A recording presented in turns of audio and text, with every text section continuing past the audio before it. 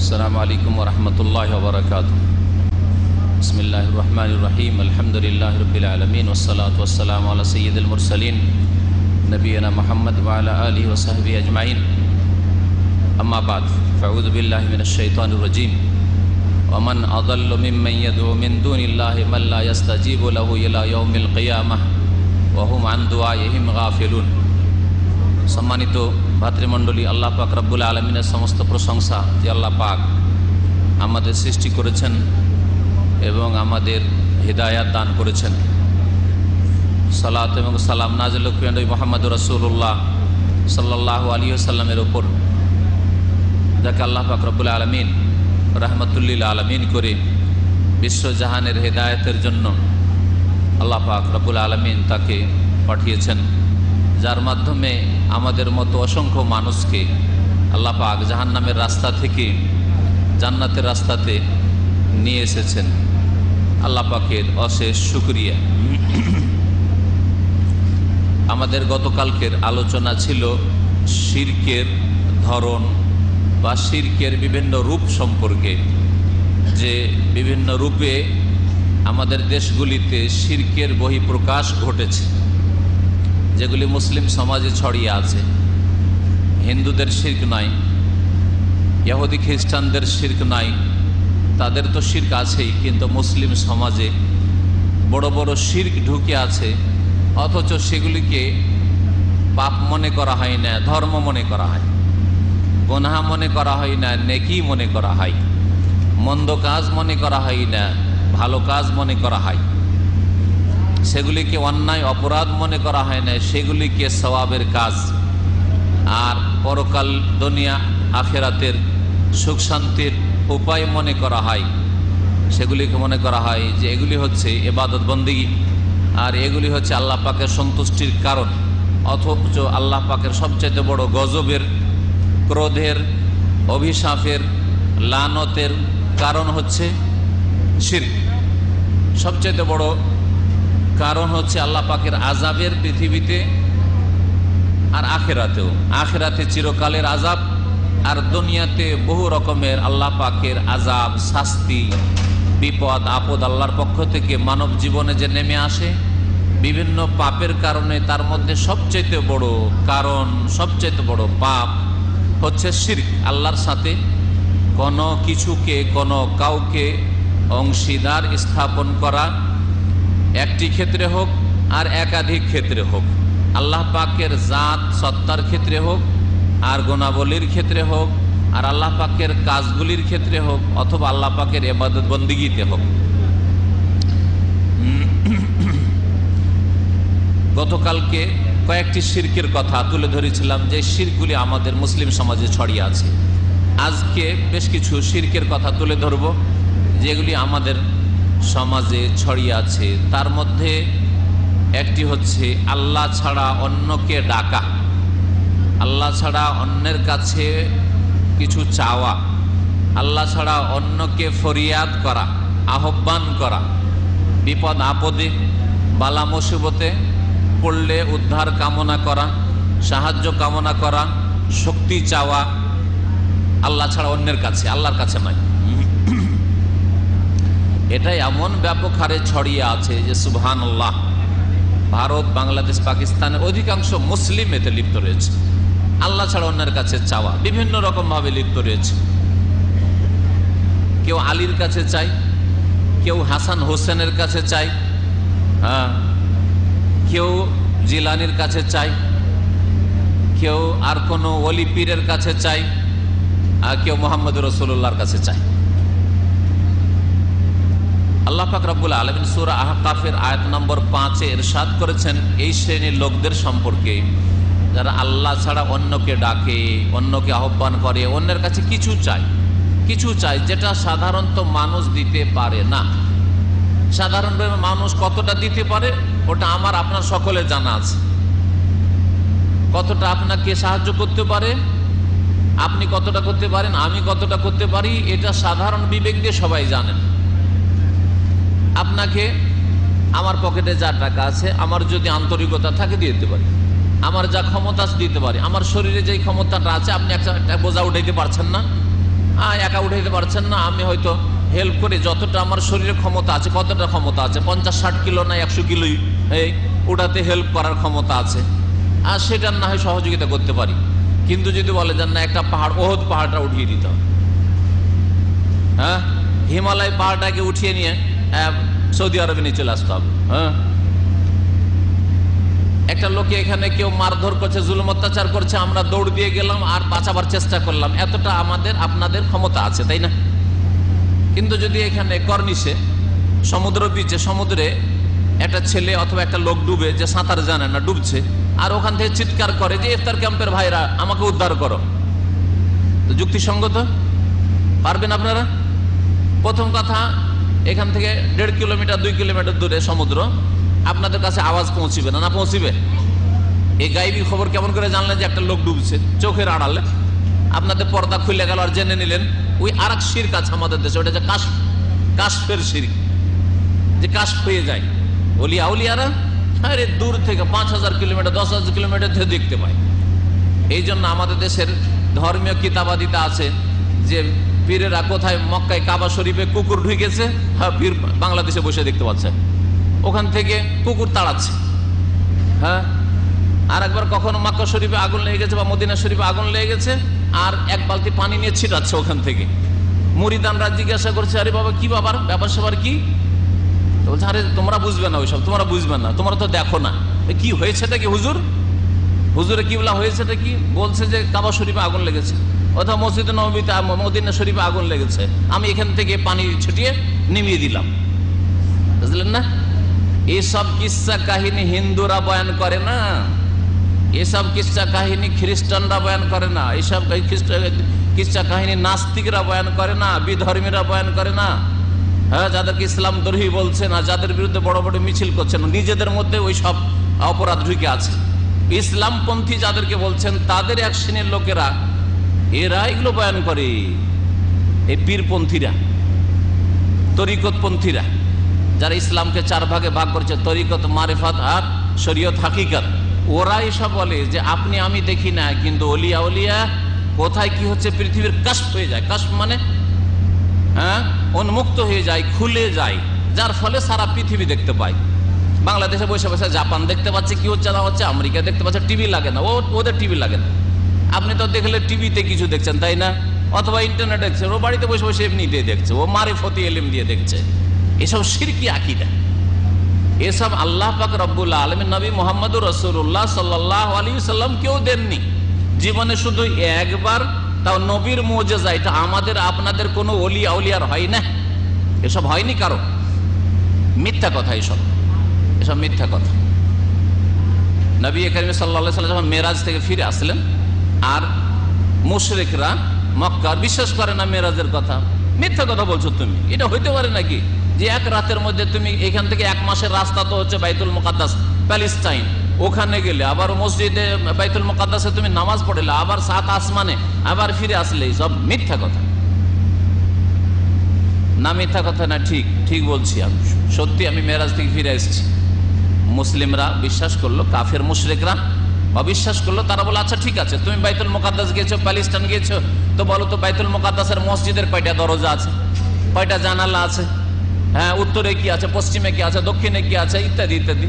নবী করিম সাল্লাল্লাহু আলাইহি ওয়াসাল্লাম কি করে বলবেন? তা আমি তো বলতে পারবো না ঠিক করে, এখন এই 10, 12, 11 বছর ধরে এই ইফতার ক্যাম্পে আসি, তারপর দিয়ে বলতে পারবো না এখানে যে এই ইফতার ক্যাম্পগুলির কটা দরজা আছে, কটা কি আছে।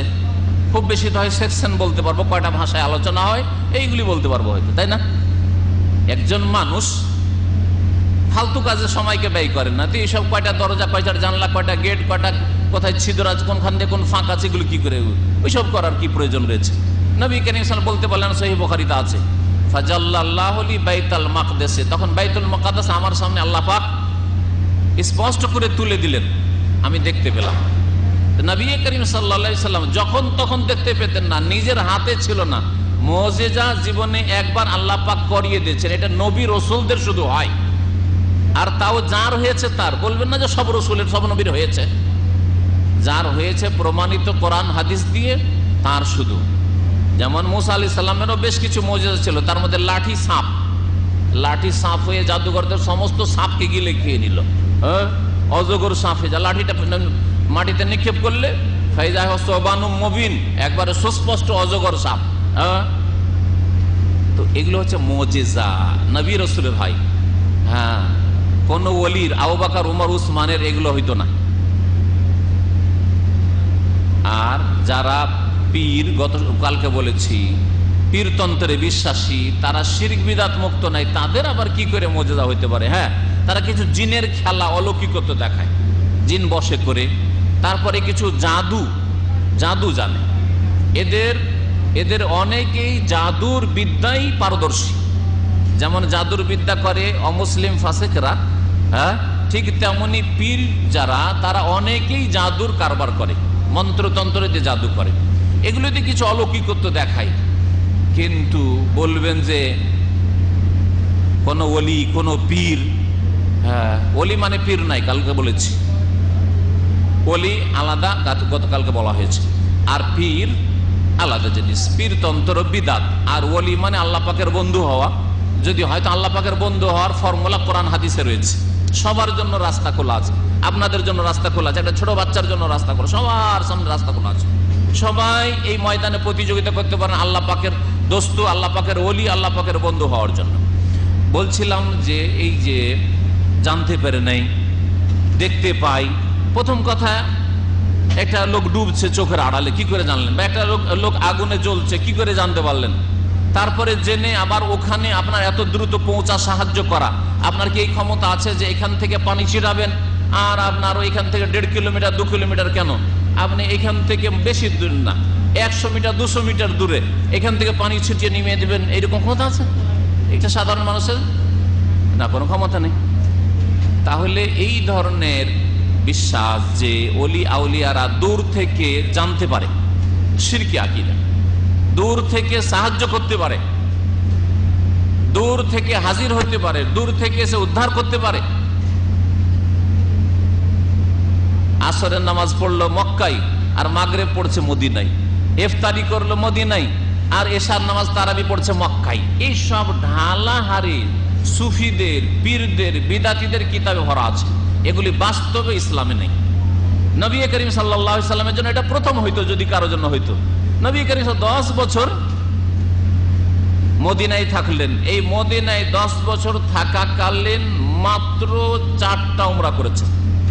যদি এইরকমই ক্ষমতা কাউকে আল্লাহ দিতেন, তো সব আগে মুহাম্মদুর রাসূলুল্লাহ সাল্লাল্লাহু আলাইহি ওয়াসাল্লাম দিতেন, যে মাগরিব এশাটা পড়ে নিয়ে একটা উড়ান দিলেন, গিয়ে রাতের অন্ধকারে কাফেররা নিজের বাড়িতে ঘুমাচ্ছে, রাতে মক্কার কাবা শরীফে তওয়াফ করে উমরা করে আবার ফজর আগে এসে হাজির হয়ে গেলেন। ডেলি এইরকম করতেন, কখনো তো হয়নি।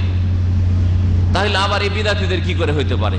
তো এই রকমের যে ধারণা যে দূর থেকে কেউ সাহায্য করতে পারে অথবা দ্রুত এরকম যেতে পারে, একমাত্র যাদের কথা কোরআনে কারিমে আল্লাহ পাক বলেছেন, সুলাইমান আলাইহিস সালামের কথা আল্লাহ পাক বলেছেন, তাকে আল্লাহ পাক আরেকটা অলৌকিকত্ব দিয়েছিলেন, গদুওয়াহা শাহরুন ওয়া রাওয়াহুহা শাহরুন। আল্লাহ কোরআনে বলেছেন, এই জন্য আমরা বিশ্বাস করি। রাসূলের হাদিসে মেরাজের কথা আছে, সেই জন্য বিশ্বাস করি। আর আমার কথা, আপনার কথা, পীরের কথা, ওলির কথা নেই, আর কারো হাতে ক্ষমতা দেওয়া নেই, সেই জন্য বিশ্বাস করা শিরকি আকীদা। সুলাইমান আলাইহিস সালাম সকালবেলা 1 মাসের পথ ভ্রমণ করতেন, হাওয়া খেতে যেতেন। বাতাসের উপরে চেয়ারটা উড়তে শুরু করত। চেয়ারে যেমন আমি বসে আছি, তিনি সিংহাসনে বসে আছেন বা চেয়ারে বসে আছে, কুরসিতে বসে আছেন বিরাজমান, আর বাতাস উড়িয়ে 1 মাসের রাস্তা নিয়ে চলে যাচ্ছে। ওয়া রাওয়াহুহা শাহরুন, 1 মাসের রাস্তা গেলেন, আবার ফিরে বাড়ি চলে আসা। দুপুরবেলা খাওয়া দাওয়া করলেন, আরাম বিশ্রাম করলেন, বিকেলবেলা আর একবার ভ্রমণে যাবেন। 1 মাসের রাস্তা, 1 মাসের রাস্তা আবার চলে গেলেন ভ্রমণ করে, হাওয়া খেয়ে চলে আসলেন। যেমন আমরা অনেকেই সন্ধ্যাবেলা হাওয়া খেতে বেরোই না, হাওয়া খেতে বেরোলে কত দূর, 1-2 কিলোমিটার, খুব বেশি গেলে, আজকাল সৌদি আরবে রাস্তাঘাট ভালো, অনেকে বিকেলবেলা বেরোলো, চলো জোবাইল বিচ থেকে, সমুদ্র বিচ জোবাইল থেকে ফিরে আসি, তাই না? 80 কিলোমিটার হয়তো গেল, আর তারপর আসো, তাতে অনেক রাত হয়ে যায়। তো আল্লাহ পাক রব্বুল আলামিন এইরকম কোন মানুষকে ক্ষমতা দেননি যে অদৃশ্যের কথা দেখে নিবে, জেনে নিবে, তারপরে সাহায্য করবে। শিরকি আকীদা আমাদের মুসলিম সমাজে যে অদৃশ্যের কথা জানতেও পারে, দেখতেও পারে, যেতেও পারে, উদ্ধারও করতে পারে, সাহায্য করতে পারে। মানুষের শরীরে বিদ্যা বুদ্ধিতে যতটা ক্ষমতা আছে, শক্তি আছে, তার অতিরিক্ত কেউ কাউকে সাহায্য করতে পারে না। কেউ যদি মনে করে যে তার অতিরিক্ত পারে, তাহলে এটা শিরক। আপনার রোগ ভালো করার জন্য ডাক্তার ওষুধ দিতে পারে, আপনাকে ভালো করতে পারে না। কেউ যদি মনে করে যে ডাক্তার আমাকে ভালো করতে পারে, তাহলে শিরক। আপনার শরীর সুস্থ করার জন্য বা আপনার বিপদ আপদ দূর করার জন্য শরীরে অসুবিধা, শারীরিক ফুক ফাঁক দেওয়া, দোয়া পড়ে ফুক দিয়ে দেওয়া, এটা আমার ক্ষমতায় আছে, আপনারও ক্ষমতায় আছে। কিন্তু আপনাকে ভালো করে দেওয়া ফুক দিয়ে একবারে, এটা আল্লাহ পাকের ক্ষমতা, কারো ক্ষমতা নেই। যদি কেউ মনে করে যে শাইখের এই ক্ষমতা আছে, ফুক দিলেই ভালো হয়ে যাবে, তাহলে শিরক করলো, সে শিরক করলো। এটা হচ্ছে দ্বীন ইসলাম, এটা হচ্ছে তাওহীদ, আল্লাহর একত্ব। যে আল্লাহ পাক রব্বুল আলামিন অসাধারণ ক্ষমতার মালিক, মানুষের ক্ষমতা সীমিত। যারা আল্লাহ ছাড়া অন্যের কাছে চাই, জীবিতর কাছে যদি অসাধারণ কিছু চাই, অথবা মৃতর কাছে যেমন চাই, আমাদের দেশের মানুষেরা কবর মাজারে গিয়ে চায়। এই জন্য কবরকে তারা 3 ভাগে ভাগ করেছে। নবীর কবর হচ্ছে রওজা শরীফ, আর যদি পীরদের কবর হয়, পাকা কবর হয়, তাহলে হয়ে গেল মাজার শরীফ। আর বাপ মায়ের কবর হয়, হ্যাঁ, ছেলে মেয়েরও কবর হয়, তাহলে ওগুলো হলো কবর, ওগুলো কবর। কিন্তু পাকা কবরকে কবর বলা বেয়াদবি, আর নবীর কবরকে কবর বলা বেয়াদবি। এগুলি বিদাতি ধারণা। ইসলামে সবগুলি কবর। হ্যাঁ, সাহাবায়ে কেরামরা, এমনকি মা আয়েশা রাদিয়াল্লাহু তাআলা আনহা, সবচেয়ে প্রিয় ব্যক্তি তার কাছে তার স্বামী, তার রাসূল মুহাম্মদুর রাসূলুল্লাহ সাল্লাল্লাহু আলাইহি ওয়াসাল্লামের কবরকে কবর বলেছেন। বহু হাদিস রয়েছে। এইরকম আলোচনা এর আগে আমি অনেকবারই করেছি। আল্লাহ পাক ইরশাদ করছেন যে যারা আল্লাহ ছাড়া অন্যের কাছে চায়, ওমান আযাল্লু মিম্মান ইয়াদউ মিন দুনিল্লাহ, আল্লাহকে বাদ দিয়ে যারা অন্য কাউকে ডাকে, যে মাদাদ ইয়া রাসূলুল্লাহ, আল্লাহ, হে আল্লাহ রসুল মদদ করো। এটা মুসলিম সমাজের বহু মুশরিকরা চেয়ে থাকে, যারা শিরক করে থাকে। এমনকি মসজিদে নববীতে এসেও আল্লাহর কাছে, মদিনা এসে চাওয়ার তৌফিক হয় না, রসুলের কাছে চাই। হজ করে আসে, হজ করে আসলো, গুনাহ খাতা মাফ হয়ে, হ্যাঁ, সে ওই নিষ্পাপ শিশুর মতো হয়ে কি ফিরে যাবে? হজ করার পরে মদিনায় এসে 40 ওয়াক্ত নামাজ পড়তে হবে, 7-8 দিন থাকতে হবে, আর এর মধ্যে সে নবীর দরগাহে হাজিরা দেয়। নবীর দরবারে হাজিরা দিতে যাচ্ছি, আর ওখানে হাজিরা দিতে গিয়ে এসে বলে মাদাদ ইয়া রাসূলুল্লাহ, হে আল্লাহ রসুল সাহায্য করুন, মদদ করুন। জি, ফাজাইল আমলের ফাজাইলে দুরুদে আছে, হ্যাঁ, জামি সাহেব, পারস্য দেশের এক বিদাতি মোল্লা, বিদাতি পীর, তার একটা ফার্সি কবিতা আছে, যে কবিতাটা ফাজাইল আমলে জাকারিয়া সাহেব লিখেছেন। তাতে বলছেন, জামাহাজুরি জা বাহাকে আলম তারাহাম ইয়া নবী আল্লাহ তারাহাম, হে আল্লাহ রসুল। প্রথম অংশটা হচ্ছে ফার্সি, জামাহাজুরি জা বাহাকে আলম, পৃথিবীর অবস্থা খুব খারাপ, পৃথিবীর লোক ত্রাহি ত্রাহি করছে, পেরেশান হয়ে রয়েছে। তারাহাম ইয়া নবী আল্লাহ, সুতরাং হে আল্লাহর নবী আপনি রহম করুন, দয়া করুন। তারাহাম ইয়া নবী আল্লাহ, হে আল্লাহর নবী আপনি দয়া করুন, রহম করুন। বলুন তো আপনি কেমন মুসলিম, আপনি আল্লাহর নবীর কাছে দয়া করুন বলবেন, দরখাস্ত করবেন, চাইবেন। নবীর ইন্তেকালের পরে তাও, নবী বেঁচে থাকেন আর যদি বলি ইয়া রাসূলুল্লাহ আপনার কাছে যা আছে তা দিয়ে দয়া করুন, আমাকে একটু ইসলাম শিখিয়ে দেন, আমাকে যদি কিছু সাহায্য সহযোগিতা আর্থিক হয়, নবী সাল্লাল্লাহু আলাইহি ওয়াসাল্লাম আর্থিক সাহায্য সহযোগিতা করেছেন মানুষের, গরিব দুঃখীর, তাও করেন, তাও চলতে পারে।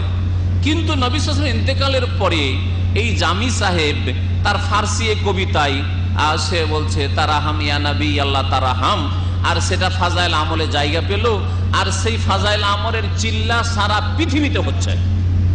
আর এর নাম হলো ইসলামের তবলিগ। চিন্তা করতে পেরেছেন? এটা ইসলামের তবলিগ নাই, এটা হচ্ছে ইলিয়াসি তবলিগ। এটা কি ভালো করে মনে রাখবেন, এটা ইসলামী তবলিগ না, এটা হচ্ছে ইলিয়াসি তবলিগ। ইসলামের তবলিগ আলাদা। ইসলামের তবলিগ হচ্ছে এক হাতে কোরআনে কারীম আর এক হাতে রাসূলুল্লাহ সাল্লাল্লাহু আলাইহি ওয়াসাল্লামের হাদিস। আল্লাহ পাকের কিতাবে যা আছে তা প্রচার করতে হবে, আর আল্লাহ পাকের রসুল যা বলেছেন, যা করেছেন, যার স্বীকৃতি দিয়েছেন তা প্রচার করতে হবে। এটা যেই করে সেই ইসলামের তবলিগ করে। তবলিগ মানে পৌঁছানো, পৌঁছানো ফরজ। যার যতটা ক্ষমতা আছে আল্লাহ পাকের দিন পৌঁছাবেন অবশ্যই। আমরা আপনাদের কাছে পৌঁছাবার জন্যই আপনাদেরকে বলি যে একটু আগে ভাগে আসেন, ইফতার তো করবেন, সবাই করবেন, একটু আগে ভাগে আসেন, যাতে করে আপনাদেরকে একসাথে পেলে কিছু কোরআন হাদিসের কথা পৌঁছাইতে পারি, তবলিগ করতে পারি। এটা হচ্ছে তবলিগ।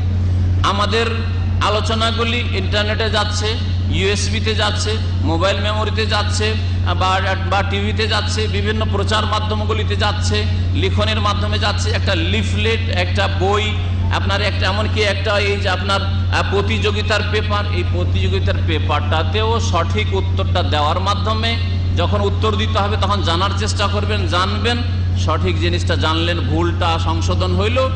এগুলো হচ্ছে সব তবলিগ। আমাদের ইফতার ক্যাম্পের উদ্দেশ্য হচ্ছে ইসলামের দাওয়াত, ইসলামের তবলিগ, ইসলামের প্রচার। এটা হচ্ছে তবলিগ। আর এর জন্য যে যতটা জানেন তবলিগ করবেন। আপনি যতটা নিশ্চিতভাবে ইসলাম জানেন আপনার পৌঁছানো জরুরি। আপনার কাছের লোককে, বিশেষ করে আপনি আপনার স্ত্রীকে পৌঁছাবেন, আপনার ছেলে মেয়েকে পৌঁছাবেন, আপনার বাপ মাকে পৌঁছাবেন, আপনার শ্বশুর শাশুড়িকে, শ্যালক শালিকাদেরকে পৌঁছাবেন, আপনার মামা, নানা নানি, দাদা দাদি ইত্যাদি তাদেরকে পৌঁছাবেন, ইত্যাদি আপনার কাছের লোককে পৌঁছাবেন। আল্লাহ পাক প্রথম কাছের লোককে পৌঁছাতে বলেছেন। আর না হঠাৎ করে হুঁশ হইল যে না, সারা জীবনটা তো ভুল করেছি রে ভাই, সুদ খেয়েছি আর ঘুষ খেয়েছি, অফিসার ছিলাম, এই ছিলাম, সেই ছিলাম, বেঈমানি করেছি, তাহলে এখন সংশোধন করতে চাই। শর্টকাট পথ, অল্প মেহনত করে অনেক নেকি কারা দেখাইতে পারে? তো একটাই হচ্ছে রাস্তা, যে বাড়ি হচ্ছে আপনার কোথায় বলে দেন, কোন একটা পল্লীগ্রাম, আপনার উত্তরবঙ্গের একেবারে নীলফামারী, রংপুর কোথায় বাড়ি, আর চলে গেলেন কোথায় ভাই, চিল্লাতে বেরিয়ে যান, 40 দিন যান, আপনার জীবন পরিবর্তন হয়ে যাবে। আর আপনি তবলিগে যাচ্ছেন, 40 দিনে 39ও চলবে না, 21 না, 40 দিতে হবে। আর এই তবলিগ না, এগুলো তবলিগ না, এটা ইসলামের তবলিগ না, এটা হচ্ছে ইলিয়াসি তবলিগ। আর তাদের কিতাবের একটি নজির বললাম, এইরকম বহু কথাই কিতাবে আছে। চিন্তা করুন, আমার আলোচ্য বিষয় হচ্ছে দেশীয় শিরক। দেশে যে বিভিন্ন রূপে শিরক ছড়িয়ে আছে, বলেন যদি তবলিগের কিতাবে, ইলিয়াসি তবলিগের কিতাবে এত বড় শিরক থাকে, তারাহাম ইয়া নবী আল্লাহ তারাহাম, হে আল্লাহর নবী রহম করুন, হে আল্লাহর নবী রহম করুন, তাহলে এটা ইসলামের তবলিগ কি করে হইতে পারে? আপনাকে বিচার করতে বলছে, আমি এর বেশি বিচার করব না। আপনি বিচার করেন যেটা ইসলামের তবলিগ না শিরকের তবলিগ। যে নবীর কাছে রহম চাওয়া যায়, শুধু চাওয়া যায় না, পাওয়া যায়। না হলে চাওয়ার কথা কি করে? এত বড় কিতাবে, শাইখুল হাদিসের কিতাবে লেখা আছে। আল্লাহ পাক রব্বুল আলামিন বহু লোককে এইভাবে গুমরাহ করেছেন যখন তারা বিদাতের রাস্তা নিয়েছে।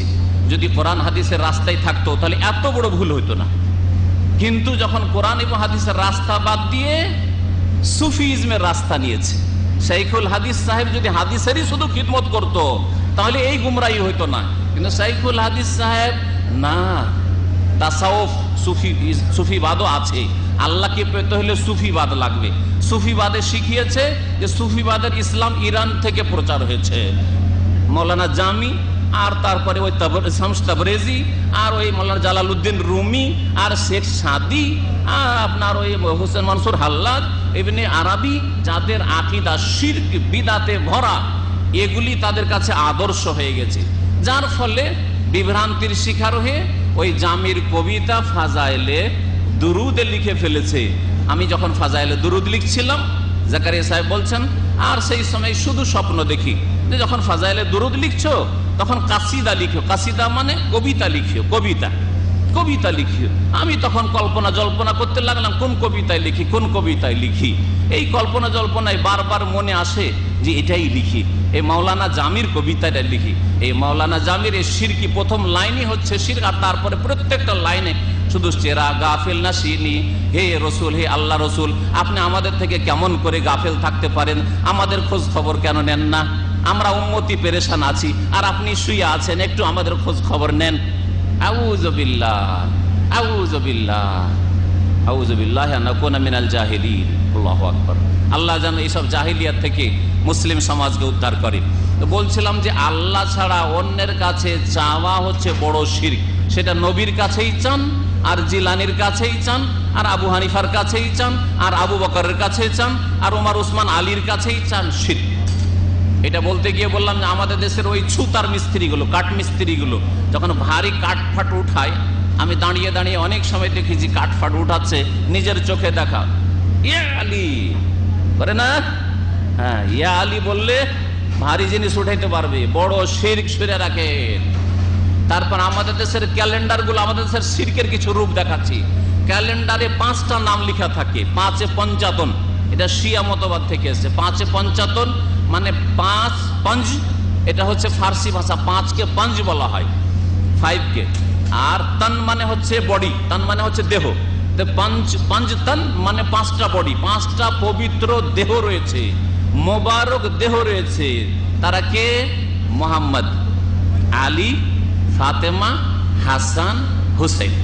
দেখবেন ক্যালেন্ডারগুলিতে, বাংলা ক্যালেন্ডারে, বাংলাদেশে, ইন্ডিয়াতে মোহাম্মদ, আলী, ফাতেমা, হাসান, হুসেন, এই করে 5টা জায়গায়, হয়তো মোহাম্মদ নামটি মাঝখানে থাকতে পারে, অনেকদিন আগের দেখা। কিন্তু আপনারা ভালো করে দেখবেন নিজের বাড়িতে হয়তো রাখা আছে, টের পান না। কারণ যারা ক্যালেন্ডারে ছাপায় ওরা নকশা করতে চায়, আর নকশাতে ওদের জানা আছে যে আমাদের ট্রেডিশন হচ্ছে যে এই 5টা নাম দিতে হবে, 5টা নাম দিতে হবে। মসজিদে মোহাম্মদ, আলী, ফাতেমা, হাসান, হোসেন। কেন শুধু মসজিদে 5টা নাম কেন? আবু বকর, উমর, উসমান, এগুলো কোথায় গেল? আরে আশরা মুবাশশিরা আরগুলি, সাদ বিন আবি ওয়াক্কাস, তালহা বিন উবাইদুল্লাহ, আবু উবাইদা ইবনে জাররাহ, ওগুলো কোথায় গেল? আরে আয়েশার নাম কোথায় গেল? খাদিজার নাম কোথায় গেল? এগুলো শিরক। তাহলে ক্যালেন্ডার রেখেও শিরক বাড়িতে ঝুলিয়ে রেখেছেন। এইভাবে বহু শিরক আমাদের সমাজে ছড়িয়ে আছে। কালকে যখন শিরকের আলোচনা করছিলাম, তো আমাদের এক শিক্ষিত ভাই এখানে সামনেই বসে আছেন, বলছেন যে আমি তো জানতাম যে কুতুব আছে, আর শুধু তাই নয়, আমি তো বললাম যে পৃথিবীর চারদিকে 4টা কুতুবের কথা বলেছিলাম। উনি বললেন যে না, প্রত্যেক শহরে একটা করে কুতুব আছে, প্রত্যেক শহরে শহরে একটা করে কুতুব বসে আছে, ওই শহরটাকে ধরে আছে। ঢাকা শহরকে কুতুবে ধরে আছে, তো কখন চলে যেত। বোম্বাই শহরকে কুতুবে ধরে আছে, দাম্মাম শহরকে আউযুবিল্লাহ কুতুবে ধরে আছে না, কখনো না। আল্লাহ পাক ধরে আছেন। কোরআনে কারীমে আল্লাহ পাক ইরশাদ করেছেন, ইন্নাল্লাহা ইউমসিকুস সামাওয়াতি ওয়াল আরদা আন তাজুলা। আল্লাহ পাক বলছেন, আল্লাহ পাক রব্বুল আলামিন ইউমসিক, ইউমসিক মানে কি? আমসেক ধরো, তাই না? হ্যাঁ, ধরো। ইউমসিকুস সামাওয়াত, আল্লাহ আসমানগুলিকে ধরে আছেন, ওয়াল আরদি, আর পৃথিবী, জমিন, ঢাকা, চিটাগাং, আরো রাজশাহী, খুলনা, সব আল্লাহ পাক ধরে আছেন। ইউরোপ, আমেরিকা, সাগর, মহাসাগর, পাহাড়, পর্বত, সব কিছু আল্লাহ পাক ধরে আছেন। আনতাজুলা, ধ্বংস হওয়া থেকে রক্ষা করার জন্য। আল্লাহ যদি ধরে না রাখেন সবকিছুই ধ্বংস হয়ে যাবে, এটা তো কোরআন বলছে। আর আমাদের দেশি মুসলিমদের আকীদা কি বলছে? প্রত্যেক শহরে একটা করে কুতুব শহরকে ধরে আছে, এলাকাকে ধরে আছে, দেশকে ধরে আছে। আউযুবিল্লাহ। আল্লাহ পাক ইরশাদ করছেন যে ওর চাইতে বড় পথভ্রষ্ট আর কি আছে? মিম্মান ইয়াদু মিন দুনিল্লাহ, যেই ব্যক্তি আল্লাহ ছাড়া অন্যকে ডাকে, অন্যকে ডাকে, যাকেই ডাকুক। যেমন গতকালকে বলেছি, ইয়া গাউসুল আজম, ইয়া গরিব নওয়াজ, বলা, বা যে কোনো ব্যক্তিকে, ও বাবা আমাকে উদ্ধার করো, বাবা আমাকে রক্ষা করো, বাবা আমাকে সন্তান দাও, বাবা আমার রোগ ভালো করে দাও, বাবা আপনি না ভালো করলে, আপনি একটু নজর না দিলে, আপনার তাওয়াজ্জুহ শরীফ না হলে, আপনার যদি একটু ফাইজ বরকত না পায়, এগুলো হচ্ছে আমাদের দেশে ধর্মীয় ভাষা। ফাইজ, ফাইজ, বাবার ফয়েজ, ফয়েজ আছে, বাবার তাবাররুক হাসিল করে এলাম, বাবার থেকে আরো কত ভাষা দিয়ে আছে, আল্লাহু আকবার। সবগুলি হিন্দুদের ভাষাকে ফার্সিকরণ হয়েছে। হিন্দুদের এই ভাষাগুলি ছিল সংস্কৃতে আর হিন্দিতে, ওগুলোকে ফার্সি করে নিয়েছে। আর ফার্সি করে নিলে তো মুসলমান ধোকা খেয়ে যায়, আরে এটা তাহলে ইসলাম, ফার্সি মানে ইসলাম, তাই না? তো এই হয়ে গেছে অবস্থা। আল্লাহ পাক বলছেন, ওর চাইতে বড় গুমরাহ, পথভ্রষ্ট আর রাস্তাহারা আর কেউ নেই, যেই ব্যক্তি আল্লাহ ছাড়া অন্যকে ডাকে, এমন সবকে ডাকে, মাল্লা ইয়াস্তাজিবু লাহু ইলা ইয়াউমিল কিয়ামা, কিয়ামত পর্যন্ত তাদের ডাকে সাড়া দিতে পারবে না। সারা জীবন ধরে যদি মুহাম্মদুর রাসূলুল্লাহকে ডাকেন, আল্লাহর কসম করে বলছে এটাই আমার ঈমান, আর এটাই নবী সাল্লাল্লাহু আলাইহি ওয়াসাল্লামের ঈমান ছিল, এটাই সাহাবায়ে কিরামের ঈমান ছিল, যে সারা জীবন ধরে যদি মদিনায় গিয়ে ইয়া রাসূলুল্লাহ মাদাদ, ইয়া রাসূলুল্লাহ মাদাদ করেন, সারা জীবন ধরে যদি আবু হানিফাকে ডাকেন, সারা জীবন ধরে যদি আবু বকরকে ডাকেন, সারা জীবন ধরে যদি ফাতেমাকে ডাকেন, সারা জীবন ধরে যদি আর কোন ইমামকে ডাকেন, আর পীরকে, ওলিকে ডাকেন, জিলানীকে, চিশতিকে ডাকেন, মাল্লা ইয়াস্তাজিবু লা ইয়াস্তাজিবু লাহু, ডাকে সাড়া দিতে পারবে না ইলা ইয়াউমিল কিয়ামা, কিয়ামত পর্যন্ত। কিয়ামত পর্যন্ত, এমন নয় যে কোনো কালে হয়তো তারা শুনে নেবেন না, কখনো না। ইলা ইয়াউমিল কিয়ামা আল্লাহ পাক বলছেন। সাড়া দেওয়া তো দূরের কথা, সাড়া দেওয়ার জন্য শোনা লাগে, তাই না? যদি ওখান থেকে আমাকে কেউ ডাক দেয় গেটের বাইরে থেকে, প্রথম আমার শোনা লাগবে। শোনার পর আমি তার কথায় ডাকে সাড়া দিলাম না দিলাম না, ওটা আমার ইচ্ছা, তাই না? তাহলে প্রথম শোনা লাগবে। আমি শুনতেই পেলাম না, তা আবার সাড়াই কি দেবো? ইশারা কি করে? আচ্ছা ঠিক আছে, শুনলাম আপনার কথা, কি করে ইশারা করবো, তাই না? আল্লাহ আরো বলছেন ওয়াহুম আন দুআইহিম গাফিলুন। আরে ডাকে সাড়া দাও তো দূরের কথা, ওই যে শিরিককারীরা, বিদাতিরা আল্লাহ ছাড়া অন্যদেরকে ডাকছে, নবী ওলিদেরকে ডাকছে, পীরকে ডাকছে, হুজুর কিবলাকে ডাকছে, এই ডাক থেকেও তারা গাফিল হয়ে রয়েছে। ওয়াহুম আন দুআইহিম, তারা যে তাদের কাছে আহ্বান করছে, তাদের কাছে দোয়া করছে, তাদেরকে ডাকছে, এই থেকে তারা কি গাফিলুন, গাফিল হয়ে রয়েছে, অনবহিত, কোনো খবরই রাখে না। মুহাম্মদ রাসূলুল্লাহ সাল্লাল্লাহু আলাইহি ওয়াসাল্লাম ইন্তেকালের পরে খবর রাখে না যে এতগুলি লোক এসে মাদাদ ইয়া রাসূলুল্লাহ করে আমাকে কষ্ট দিচ্ছে, শিরিক করছে, আমাকে আল্লাহর সাথে শরীক করে দিচ্ছে। জিলানী খবর রাখে না, চিশতিও খবর রাখে না, কেউ খবর রাখে না, কেউ খবর রাখে না।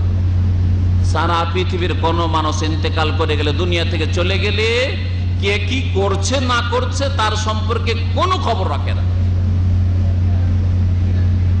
এই জন্য সূরা মায়েদার শেষ রুকুতে আল্লাহ পাক ইরশাদ করেছেন ঈসা আলাইহিস সালামের কথা, যে ঈসা আলাইহিস সালামকে যখন আল্লাহ পাক বলবেন, কিয়ামতের দিনে ডেকে বলবেন যে ওয়াইদ কালাল্লাহু ইয়া ঈসা মানে মারইয়াম আ আনতা কুলতা লিন-নাস, তুমি কি মানব জাতিকে মানে খ্রিস্টানদেরকে বলেছিলে যে ইত্তাখিজুনি ওয়া ইলাহা উম্মিয়া ইলাহাইন মিন দুনিল্লাহ, আমাকে আর আমার মা মরিয়মকে, মেরিকে আল্লাহর সাথে দুটো আরো এলা করে তিন খোদাই বিশ্বাসী হয়েও, তৃত্ববাদ, যেমন ক্যাথলিকরা তৃত্ববাদ বিশ্বাসী, তো তিন খোদাই তোমরা বিশ্বাস করিও, তিনটা খোদা না এক খোদা, তুমি কি এই শিক্ষা দিয়েছিলে?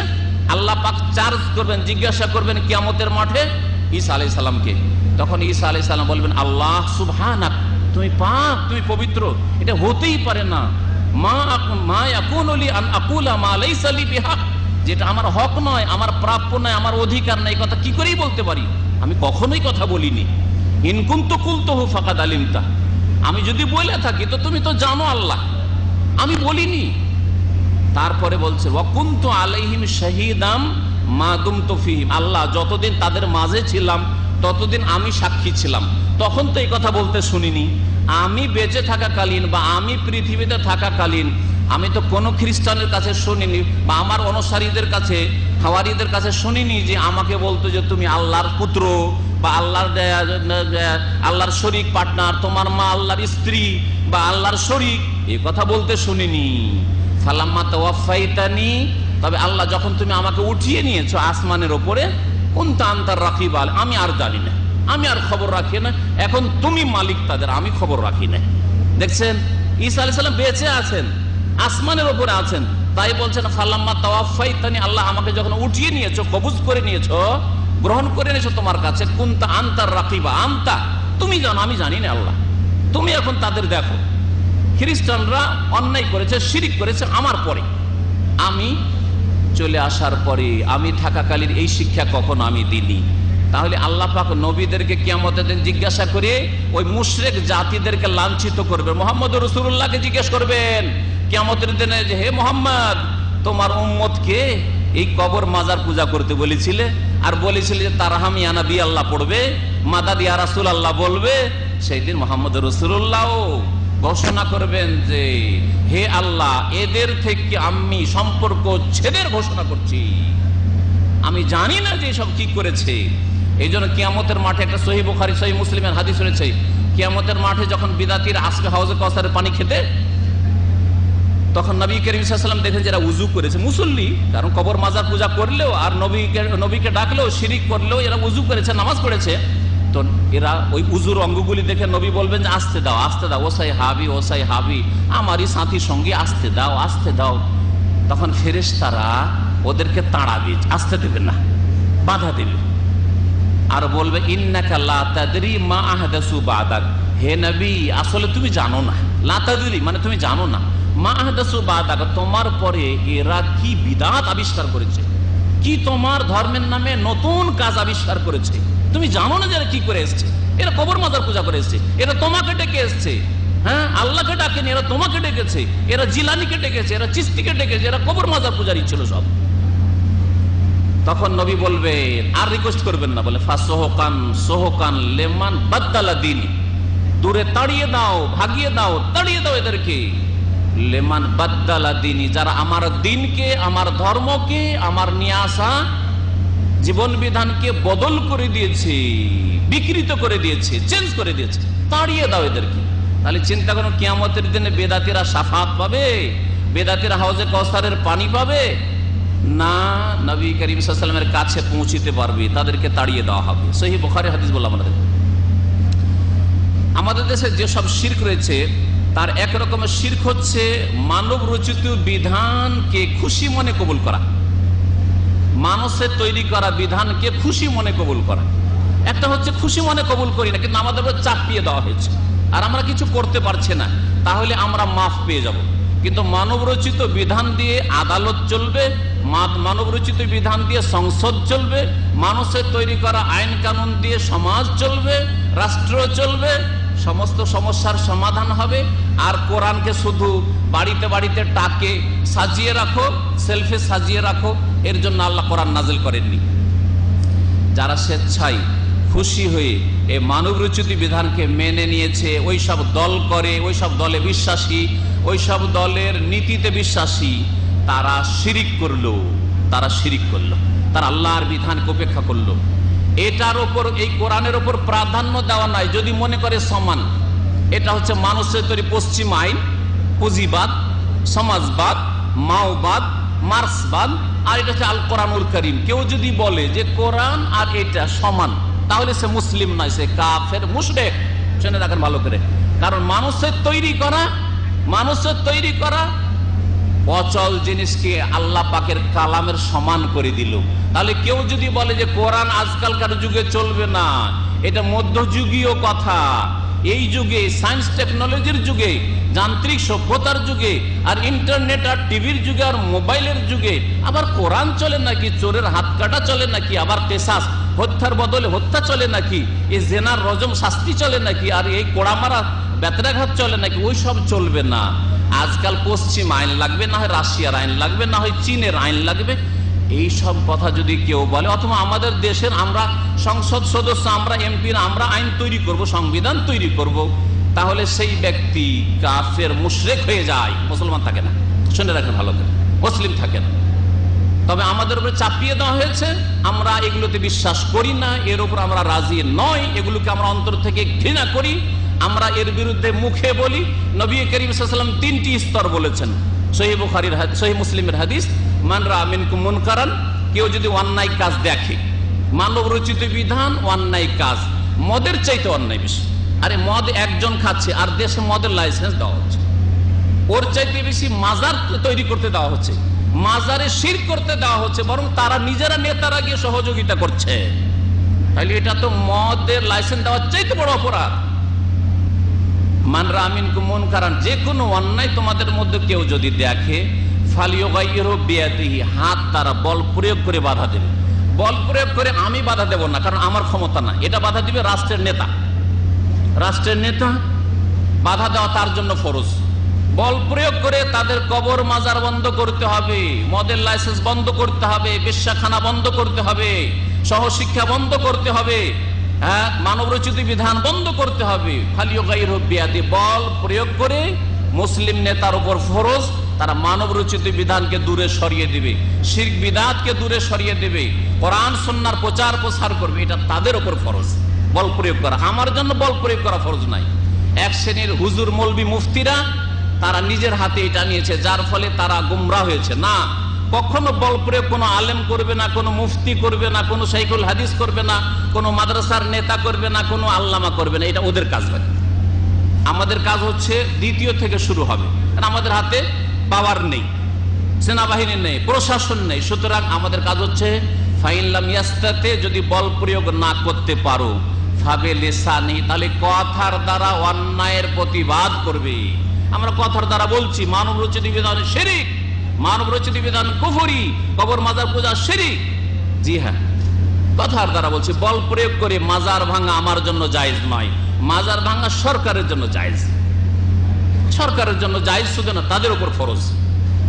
আর একটা কথা এখানে বলি, হ্যাঁ আমার জন্য আপনার জন্য ফরজ বল প্রয়োগ করা, আমার বাড়িতে আপনার বাড়িতে, আমার বাড়িতে আমার বল প্রয়োগ করা ফরজ। আমার বাড়িতে যদি অন্যায় কাজ হয়, আপনার বাড়িতে শিরিক হচ্ছে, বিদআত হচ্ছে, আপনার স্ত্রী যাবে মাজারে চাদর নিয়ে, আপনার বল প্রয়োগ করা ফরজ। আপনার স্ত্রী মানব বা আপনার ছেলে আপনার খাই দায় আর মানব রচিত বিধানের সমর্থন করে আর তার জন্য হইচই করে মিছিল করতে যায়, আপনার জন্য বল প্রয়োগ করে বাধা দেওয়া আপনার ছেলেকে ফরজ, এটা আপনার উপর ফরজ। আপনার ছেলেকে আপনি বাধা দেবেন, আমার ছেলেকে আমি বাধা দেবো। আপনার স্ত্রীকে আপনি বাধা দেবেন, আমার স্ত্রীকে আমি বাধা দেবো। কারণ আমার নেতৃত্ব আমার বাড়িতে আছে, আপনার নেতৃত্ব আপনার বাড়িতে আছে, আর সরকারের নেতৃত্ব গোটা দেশে আছে। সুতরাং তারা বল প্রয়োগ করে দেশে বাধা দেবে। ফাইনলাম ইয়াস্তাতে, যদি না পারেন বল প্রয়োগ করতে, বাইরে আপনার ভাইয়ের বাড়িতে অন্যায় হচ্ছে আর আপনার ভাবিকে গিয়ে মারবেন আপনি, না এটা আপনার জন্য জায়েজ না। আপনার ভাইকে বলবেন যে আপনি এটা কাজটা করেন, বল প্রয়োগ করেন। আমরা কথার দ্বারা অন্যায় বাধা দেব, অন্যায়ের প্রতিবাদ করব, এটা আমাদের কাজ। ওয়াইনলাম ইয়াস্তাতে, যদি এটাও না পারেন, আপনি গ্রামে গিয়েছেন, সবগুলি হচ্ছে শিরিকপন্থী, সবগুলি হচ্ছে বিদআতপন্থী, সবগুলি হচ্ছে মানব রচিত বিধানের গোলাম। এরা কোরআন বিশ্বাস করে না।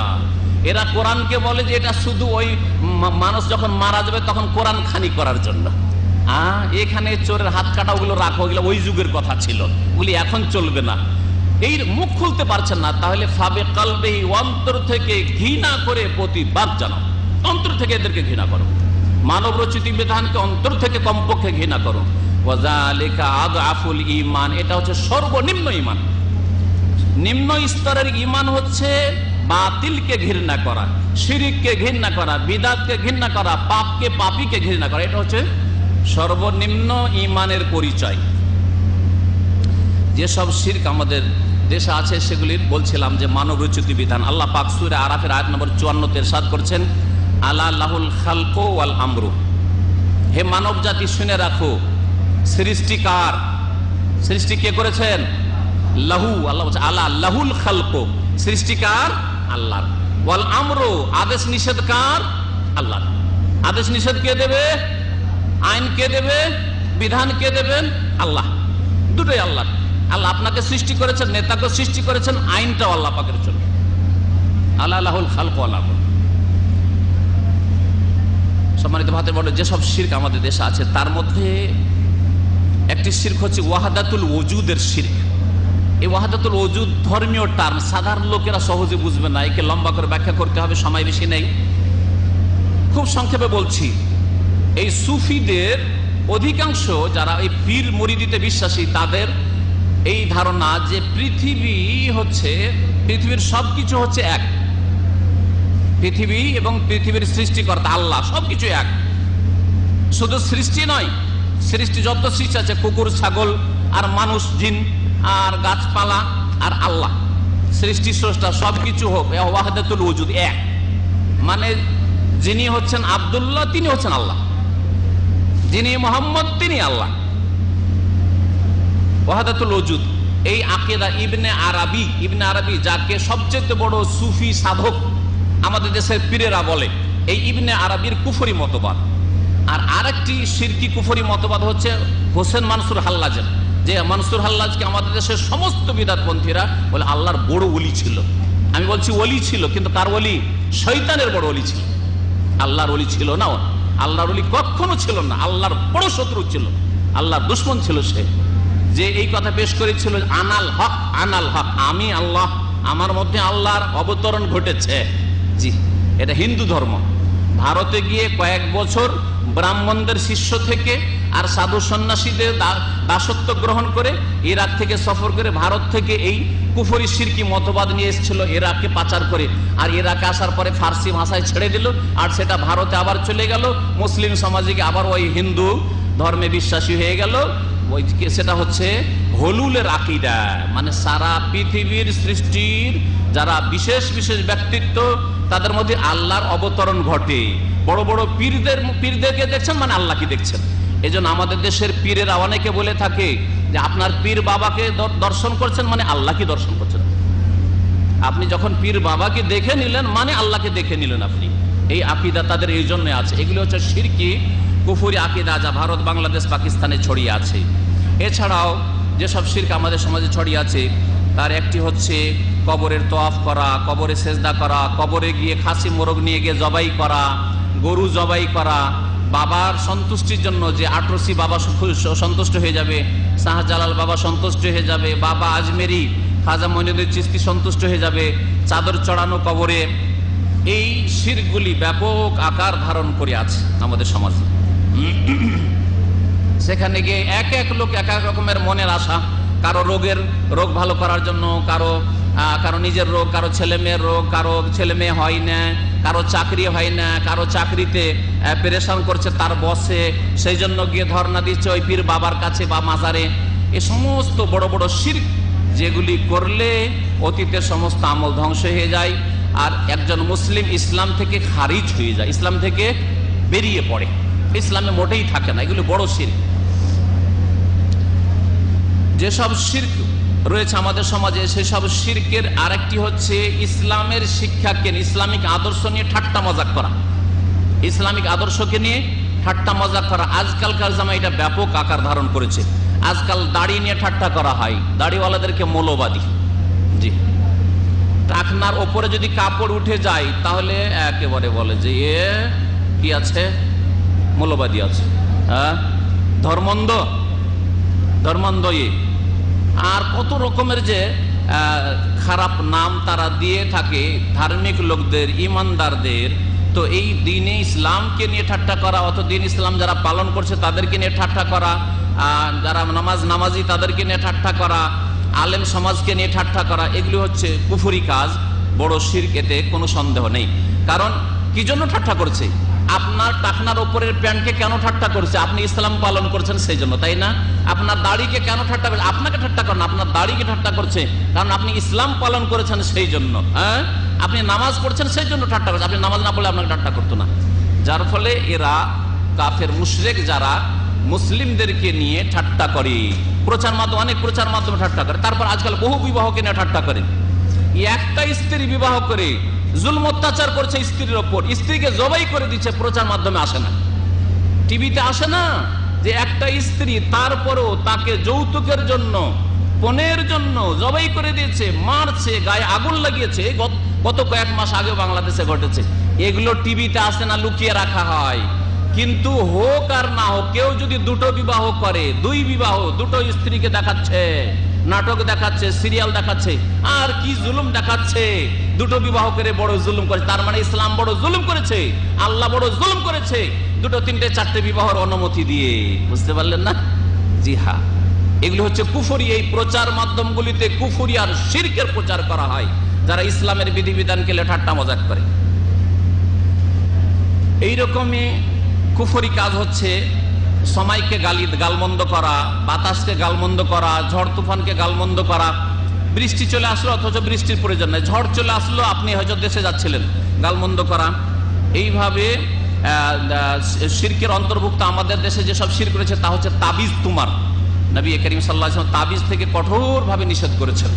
তাবিজ যে কোনো তাবিজ হোক না কেন, দুয়া দিয়ে হোক আর গাছগাছড়া দিয়ে হোক আর অন্য কিছু, তাবিজ হচ্ছে শিরক। যেমন নবী করিম সাল্লাল্লাহু আলাইহি ওয়াসাল্লামের হাদিসে রয়েছে, জাদুঘরদের কাছে যাওয়া, গণকের কাছে যাওয়া, জ্যোতিষীদের কাছে যাওয়ার, হাত দেখানো, হাতের রেখা দেখে চেনছে আপনার ভাগ্য খারাপ, আপনার ভাগ্য ভালো, আপনার দুটো বিবাহ হবে, আপনি সৌদি আরব যাচ্ছেন, হ্যাঁ ইনশাআল্লাহ আপনি কামিয়াব হয়ে যাবেন, ইত্যাদি এসব কথা যারা বলে, ভবিষ্যৎবাণী করে, এরা শিরক কুফরি কাজ করে।